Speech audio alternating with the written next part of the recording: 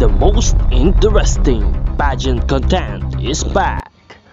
Nel 2204, your pageant blogger host. Subscribe. For this year's 2024 pageants, halos natapos na lahat ng nakaraang mga pageant o prestihiyosong pageant sa buong mundo. Nito lang nakaraang November 17 ay nangyari na at naganap ang 73rd Miss Universe competition.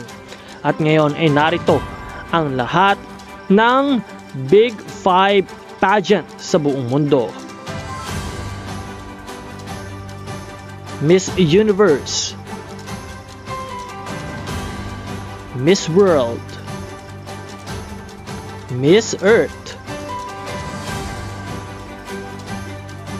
Miss International, and Miss Grand International. This is our Big 5 pageant in the world. For you, what is the best pageant of the year? Rank them from 1 to 5, or you should place the name of this pageant. 1 is the highest and 5 is the lowest.